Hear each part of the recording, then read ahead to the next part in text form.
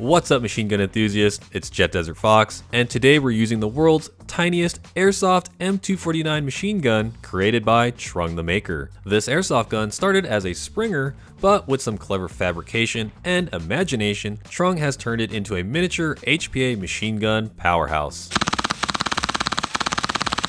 Inside the gun is a Wolverine Gen 1 Hpa engine with a max hop-up unit and true hop bucking. Feeding BBs into the gun is a 1500 round electric winding box magazine. A pressure switch tucked inside the box magazine cover activates the mag to feed BBs. The BBs we're using are Elite Force 0.32 gram biodegradable.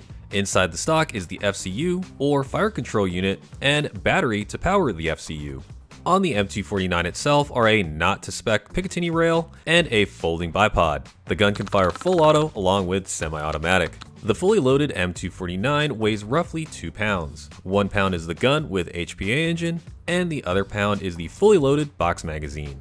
Here you can see just how much smaller the tiny M249 is compared to a full-sized H&K MG4. Alright, let's go chrono the tiny LMG. Oh my god, that trigger is so touchy. Okay, I need to just not hold the trigger because like I wasn't even ready to shoot and I like tapped it. What weight BBs do you have? 3.2s. Okay. Only full auto, right? Yeah. It has semi. Oh yeah, it's got semi-automatic. You said 3.2s? Correct. So 316 is the max. A couple more. Okay, so you are green. Okay, sick. Now, because you have that selector, that's why we're doing this. But if you do intend on using full auto, it's always a 50-foot engagement distance. Got it. Okay. All right, sick. Oh man, this is gonna be amazing. Heck yeah. First game with the tiny M249 is Attack and Defend. Each team has medics that can revive hit players by keeping one hand on them for 60 seconds. The attacker's objective is to take over a 4-story building in town. I'm on the defending team and have picked out a small tower to set up my small MG in.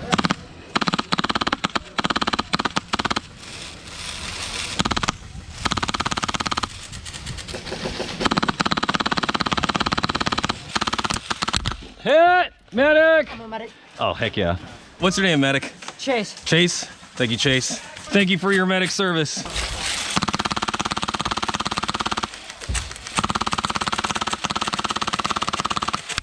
Hit! Medic! We're gonna do this dance a couple times. It's alright. I love your videos.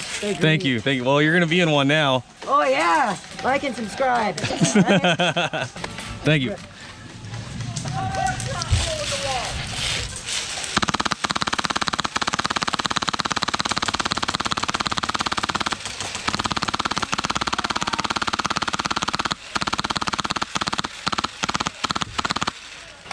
Now this is MG placement.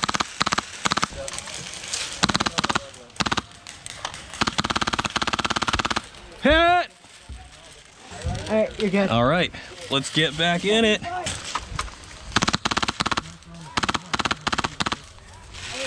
I think I got that guy.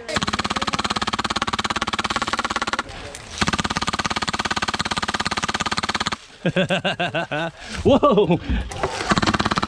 Oh my god.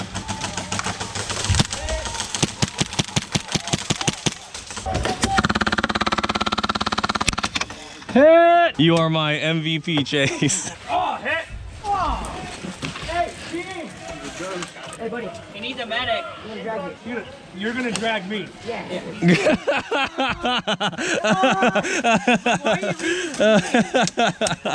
Watch that corner. There's somebody in the woods. I see them, I just don't have a shot. Oh, I see him now. Got him! Oh god. I'm coming. Hey, on this side of the wall here. They're about to be. They're about to be. Grenade!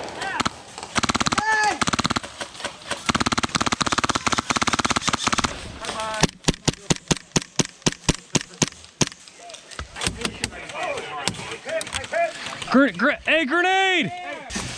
Hey! Frag out! Over here.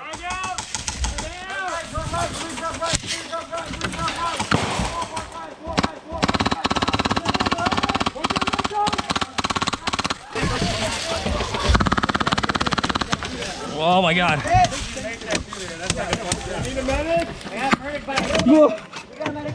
Container, brown container on the left.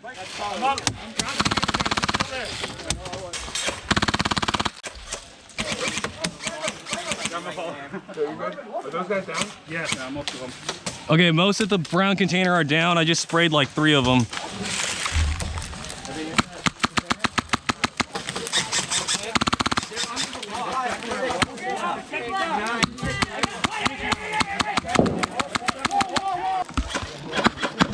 Oh my God, what? Hey, dude, thanks.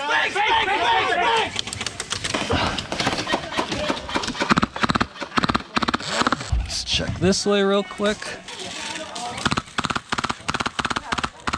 Got him.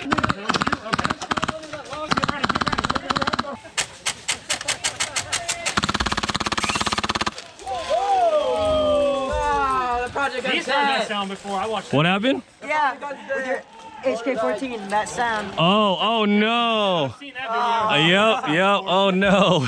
This is the third one. It's up.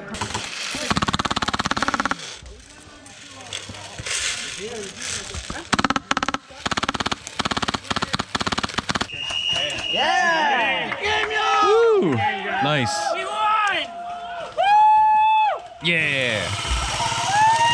We've seen the tiny M249 on the defense, now let's see it used offensively in a game of conquest. Myself, Unicorn Leah, C7 Viper, and Mrs. C7 Viper are leading 2 platoon-sized elements through the swamp to try and take the last conquest objective in town. Christopher! Behind you! Alright everyone, we're moving straight this way to Christopher. Hey Christopher, can we halt right here so that way we can regroup? I can regroup everybody? Okay, hey Chase. Chase, you saw what Leah was wearing, right? And do you know who Leah? Okay, can you go back that way and make sure Leah is still coming to this position? I'm gonna wait right here for you, okay? Hey, everyone, listen up. Move forward until the trees stop and then take a knee and just wait. Yeah.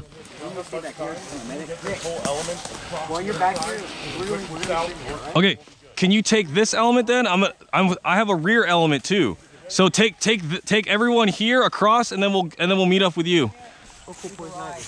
All right, thank you, Chase. Yeah, good job, man. So we had 2 groups. The first group I sent with Christopher this way. We were dead. This is the second group. Well, So most of the second group went all the way north. okay, that's fine. They're gonna have to come back this way either way. Actually, we should probably go up the road and take position in the connex so that way we're the distraction for them to envelop on their left side. Okay, so let's try to fight into those connexes again. You 2 medics, stay behind us. Did you hear that? Fight into the connex. Yep, all right, let's go. We're fighting into the connex.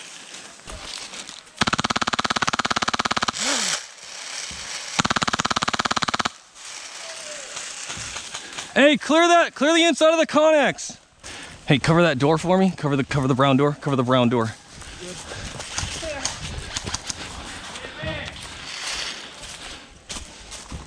Someone move up with me.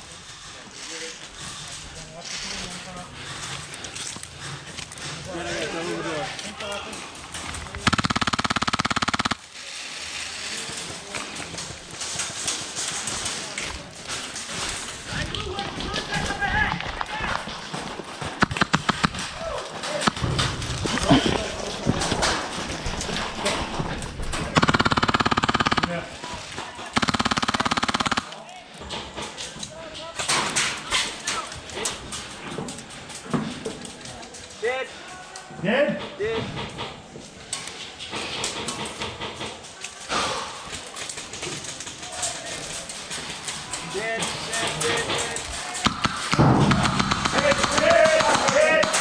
Sorry, guys.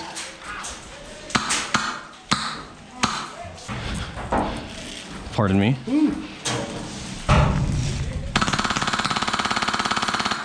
Got those guys.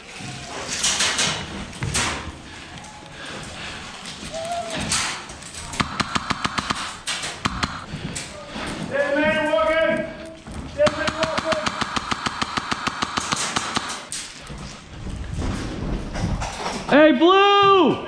Blue, let's go. I'm in here. Come on. Let's go, Blue!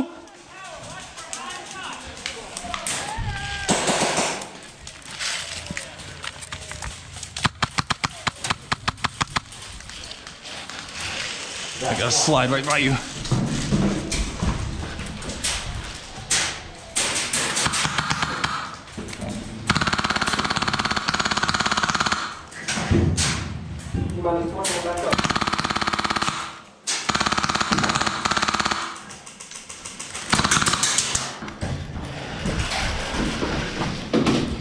The 128 gig micro SD card in my GoPro 7 ran out of space during this small gun battle.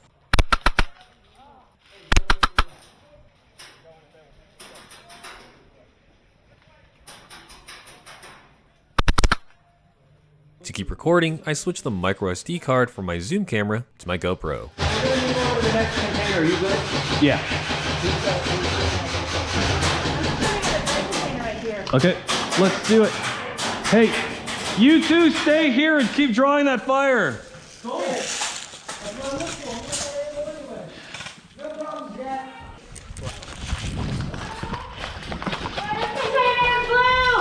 Whoa!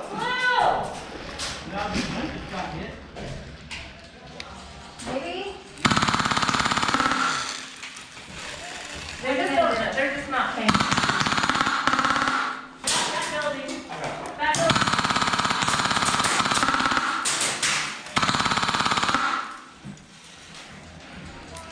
Hey, sorry! Sorry, guy, that I shot again! Get out of the way, everybody. Fuck. Everyone's hiding behind dead people, and I feel bad because I'm just wasting everybody. As you can tell, I'm very frustrated right here. Dead players waiting to get revived are being used as shields for medics.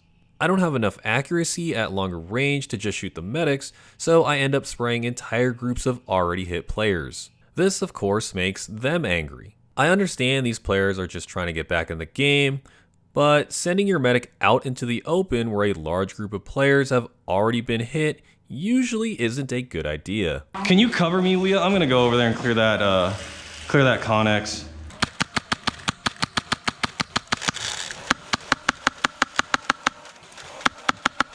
Never mind, Leah, I'm out of BBs. Oh wait, actually I can reload, never mind. I want to move to that next one. We got to make rounds. We have 5 minutes. Okay, hey, I'm gonna go back and tell those guys to cover you, and then I'm gonna reload my box mag. All right, guys, we gotta give CJ some covering fire. CJ, let me know, are you ready? Yeah, I'm ready to go. Hey, covering fire. Ready? 3, 2, 1, cover. CJ, go, CJ.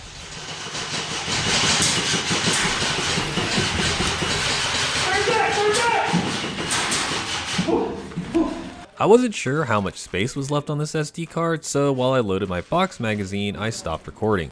Just as I got my mag fully loaded, the game ended with our team being the victor. The whole time I was using the tiny M249, lots of people asked what it was, how it was built, etc. To fully explain the build and the why, here's Trung. I'm Trung the maker. I'm trying to encourage people to make things.